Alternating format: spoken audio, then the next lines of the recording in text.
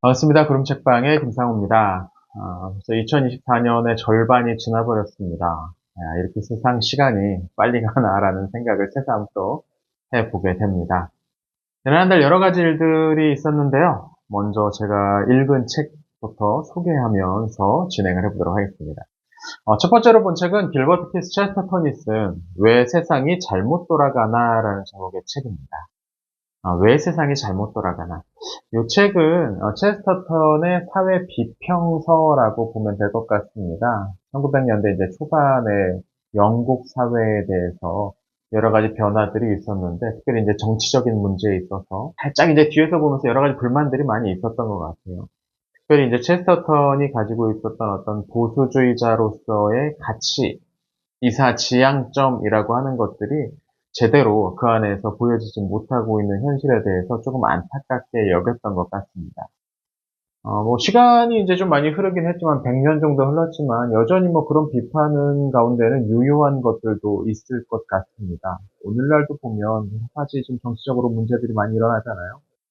이런 부분에 있어서 뭐든지 새로운 것, 뭔가 계획하고 뭐 그런 것만 다 좋은 거라고 생각하는 사람들이 있는데, 이 체스터턴은 약간의 이제 보수주의자로서의 기질을 좀 보이면서 그런 부분에서 좀 더 전통적인 무엇도 가치가 있지 않을까를 살짝 보여줍니다. 개인적으로는 이 책의 이제 번역자가 조금 많이 개입한 것 같다는 느낌을 좀 들긴 했어요. 이 번역자가 이제 이 체스터턴의 이 보수적인 표현들을 일일이 다 수정하려고 애를 막 써, 각주를 통해서. 그런 것들은 조금 보기가 그랬는데, 아무튼 뭐 체스터턴이라는 인물이 쓴 책이 읽는 맛은 또 있거든요. 그런 관심이 있으시다면 한번 좀 골라보셔도 좋을 것 같습니다.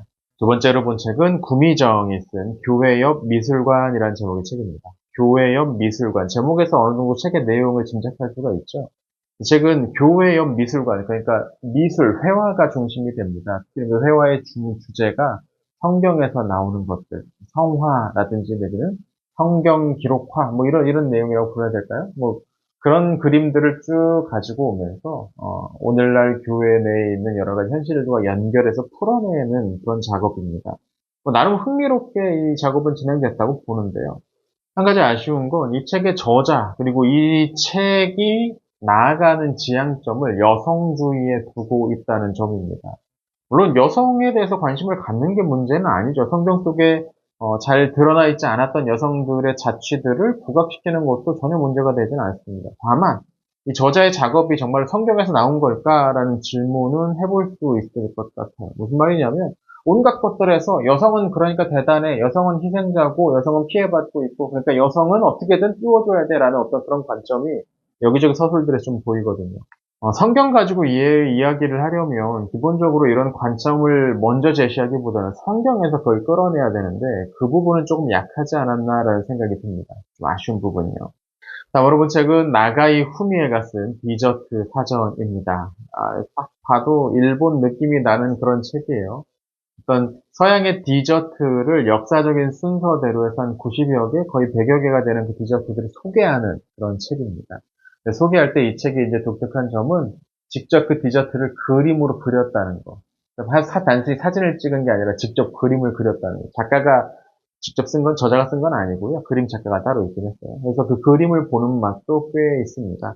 최근 이제 순전히 머리를 좀 식혀보기 위해서 본 책이었고요. 뭐, 애초에 목적대로 아주 간편하게 읽으면서 여러 가지 호기심도 생겼던 그런 재밌게 볼 수 있었던 책이었습니다. 디저트에 관심이 많으신 분들은 한 번쯤 보시면 좋을 것 같기도 하고요. 그 다음으로 본 책은 캐스린 터너가 쓴 기독교와 새로운 자본주의 정신이라는 두 부문 골치 아팠던 책입니다. 이 책은 기독교와 새로운 자본주의, 그러니까 자본주의와 기독교가 마치 한 몸인 것처럼 생각하는 분들이 계시죠. 기독교는 자본주의를 추구한다라고 뭐 그렇게 생각하시는 분들도 계시고요. 사실 이런 생각의 원조는 막스 베버가 쓴 프로테스탄티즘 윤리와 자본주의 정신, 아마 그 책이겠죠. 이 책은 그 책에서 막스 베버가 했던 그 주장, 칼뱅주의가, 종교개혁 가운데 한 주류였던 칼뱅주의가 자본주의 형성의 핵심적인 이념적인 어떤 재료를 공급했다라는, 그래서 이 프로테스탄티즘과 자본주의가 서로 아주 밀접하게 붙어 있다는 그 주장을 반박하기 위해 썼습니다. 하지만 여기서 말하는 자본주의는 막스 베버 시절의 그 자본주의는 아니고요. 여기도 새로운 자본주의 정신이라고 나와 있잖아요. 여기서 말하는 새로운 자본주의 정신은 금융 중심 자본주의, 금융이 주도하는 자본주의를 말을 합니다. 그러니까 오늘날 자본주의죠. 최근 그 오늘날 그 금융 자본주의가 가지고 있는 다양한 문제점들을 부각시키면서 그 부분에 있어서 성경은 어떻게 말하고 있는가를 설명하려고 합니다. 그래서 이 부분에서 성경은 오늘날 이 확산되고 있는 금융 자본주의와 상대적으로 많이 떨어져 있다라는 것을 보여주려고 했던 책이죠. 근데 내용이 조금 어렵습니다. 까다롭게 쓰여 있어요. 그래서 읽으시는데 조금 어려우실 수도 있고요. 요거에 어지간히 많은 관심이 있지 않으시면은 조금 요 책은 읽기가 힘들 것 같다라는 생각이 살짝 듭니다.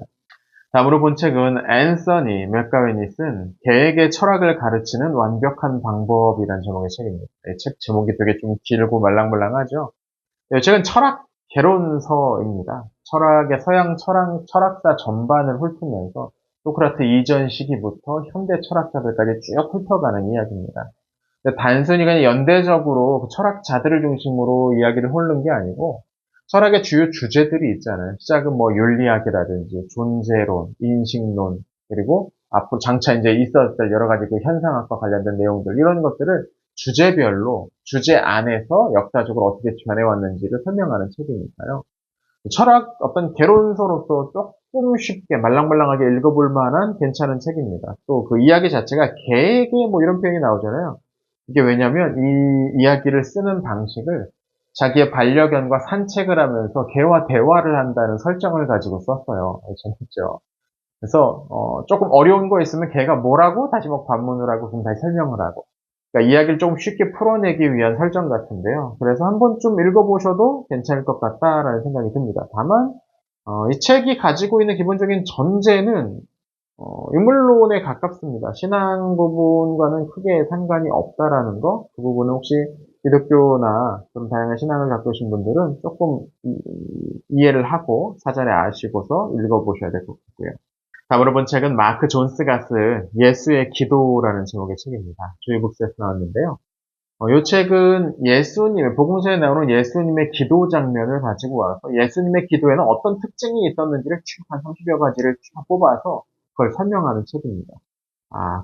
이렇게까지 세세하게 뽑아내는구나라는 생각을 했을 때쯤에 이분이 청교도 연구가였다는 걸 알게 됐습니다.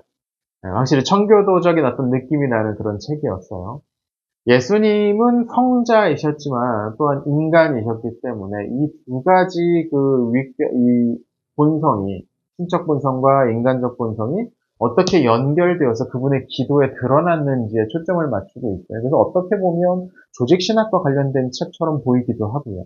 개인적으로 이 책의 서문 부분에 나왔던 성자의 그 윗격과 관련해서 그 본성이 어떻게 한 윗격 안에 머물게 되었는가와 관한 설명이 굉장히 인상적이었습니다. 이 책을 통해서 예수님의 기도 생활과 관련해서도 볼 수 있겠지만, 사실 그보다는 예수님이 어떤 분이셨는가를 조금 더 볼 수 있었던 그런 책이었습니다. 다음으로 본 책은 정석원이 쓴 기독교 세계관이 필요해라는 제목의 책입니다. 최근 기독교 세계관을 좀 쉽게 설명하기 위해 쓴 책입니다. 제가 보기에 이게 초점은 교회에서 주일학교에서 한 중고등부, 청년부 정도 되는 대상으로 기독교 세계관을 설명하는데 풀어내는데 뭐 이 정도면 괜찮겠구나라는 생각이 들었어요.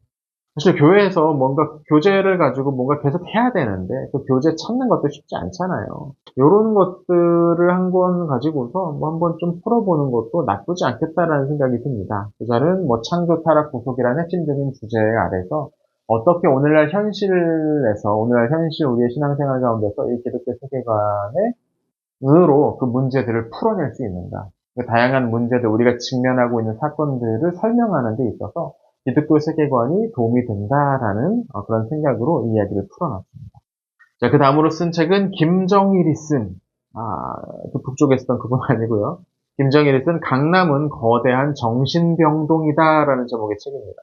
이건 제목부터 또 굉장히 쇼킹하죠. 강남은 거대한 정신병동이다. 뭔가 문제가 있나 보죠. 이 책의 저자인 김정일 씨는 이 강남에서 그러니까 정신과 의원을 운영하고 있는 그런 의사입니다. 정신과 의사입니다.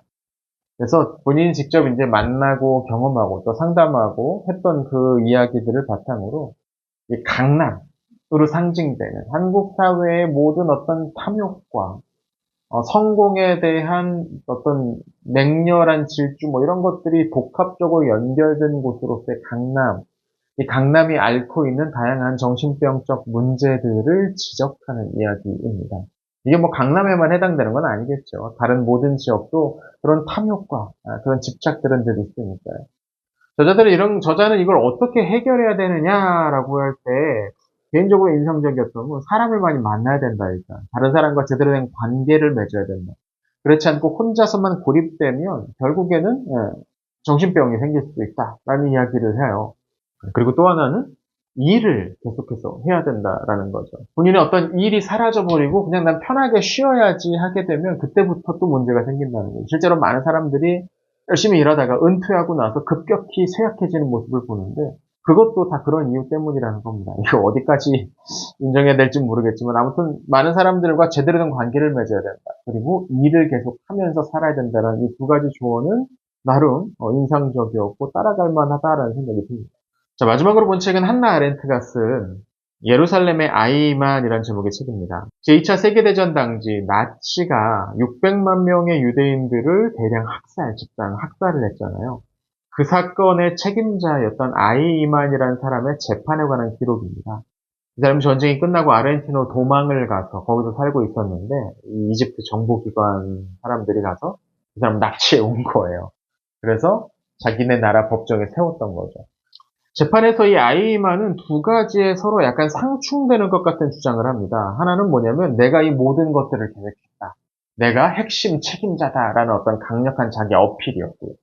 그리고 또 하나는 그런데 내가 한 모든 일은 위에서 시킨 거다. 나는 그 지시에 따라서 움직였을 뿐이다라고 이야기를 합니다. 그러면서 나는 이 일에 대한 어떤 핵심적인 직접적인 책임이 있는 건 아니다라고 주장을 했던 거죠. 아렌트는 이 주장을 어느 정도 받아들이는 것 같아요. 물론 첫 번째 주장, 내가 대단하다라는 말은 이건 허풍에 가깝다라고 주장하면서 약간의 평가절하해버립니다. 얘는 처음부터 고위급 지휘관이나 어떤 핵심 책임자는 아니었다라고 이야기를 해요.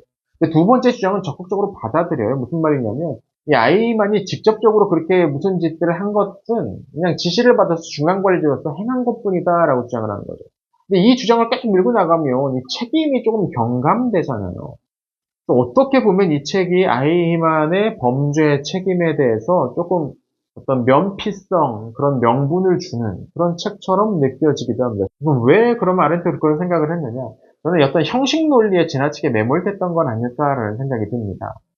사실 이 재판과 관련해서 여러 비판 지점이 있더라고요. 첫 번째로 뭐 납치해서 피고인을 데려다 재판하는 게 옳으냐 뭐 그런 주장도 있었는데 또 하나는 아이만이 그런 일을 저지를 당시에 그것을 제지하는, 그것을 불법으로 규정하는 법이 없었는데, 어떻게 사후에 그 법을 만들어서, 이제 이스라엘이 그 뒤에 건국됐잖아요. 건국하고 나서 이 문제를 처벌하는 법을 만들었는데, 나중에 만든 그 법을 가지고 어떻게 소급해서 앞서 있던 문제를 처벌하려고 하는 이런 문제들도 한다고 하더라고요. 그러니까 형식 논리로는 뭐 맞는 이야기 같은데, 앞서 그런 문제를 죄로 지목하지 않았다고 해서 그 일을 해도 된다는 말이냐는 이건 다른 이야기잖아요. 무슨 말이냐면 600만 명이나 되는 한 민족을 집단적으로 계획적으로 학살하는 그 일이 금지되어 있지 않았던 건 그 일이 나쁜 게 아니기 때문이 아니고 그런 일은 당연히 해서는 안 되기 때문에 또는 그런 일들을 누구도 감히 저지를 거라고 생각하지 않았기 때문은 아닐까. 그게 틀리고 잘못된 건 맞고 그 잘못된 일에 대한 당연한 처벌도 받아야 되는 것도 맞잖아요. 그러니까 이렇게 생각을 해보면 형식 논리에 지나치게 매몰돼서 거악을 처벌하지 못하는 그런 이상한 일들을 결국 조장하고 있는 것 같다라는 생각도 저는 조금 들었습니다.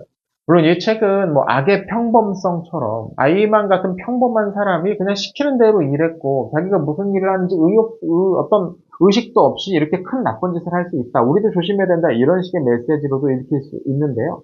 뭐 그 부분은 저는 이 책의 본문을 통해서는 크게 느껴지진 않았습니다. 나중에 이제 후기나 에필로그 쪽에서는 조금 이야기를 하고 있는데요. 뭐 이 책의 가치가 거기 있다고 한다면 물론 그걸 가지고서 충분히 보셔도 좋을 것 같습니다. 다만 이 책에서 가지고 있는 전반적인 논조가 아이말에 대해서 너무 우호적이지 않았는가라는 비판 의식이 살짝 다시 지납니다. 자, 이렇게 지난 한 달은 9권의 책을 읽었습니다. 계속해서 10권씩 읽다가 아쉽게 이제 한 권이 빠졌네요. 7월엔 더 열심히 읽어야겠습니다. 지난 6월에는 또 그림책방에 재밌는 소식이 하나 있었는데요. 우리 홍성사와 같이 협업을 한번 해보기로 했습니다. 홍성사 우리 마케팅 담당하시는 우리 주임님과 같이 이야기를 하면서 지난번에 조이북스랑 같이 한번 뭐 협업을 해보자라는 수준으로 홍성사와도 같이 한번 해보기로 했습니다. 그래서 조만간 영상도 하나 좀 찍어보고 홍성사에서 나오는 좋은 책들이나 새로운 책들 같은 거 있으면 같이 소개하는 그런 영상도 한번 만들어 보려고 합니다. 기대해 주시면 좋겠습니다. 자, 여러분은 지난 한 달 얼마나 좋은 책들 만나셨나요? 여러분이 만나신 좋은 책 있다면 한번 댓글로 소개해 주십시오. 그런 책방에서 계속 독서 모임 진행 중입니다. 우리 젊은 사역자들과 하는 모임은 이제 정원이 꽉 찼고요. 우리 젊은 직장인들과 하는 모임에는 아직 자리가 있으니까요. 관심이 있는 분들은 연락 주시고요. 또 하나 이제 조금 쉬었는데 다시 이제 이 여성 모임, 그런 책방 레이디스도 시작해 보려고 합니다. 이 부분에 있어서 관심 있는 분들도 함께 신청해 주시면 감사하겠습니다. 자, 그럼 오늘 영상은 여기서 마치겠습니다. 시청해 주셔서 감사합니다.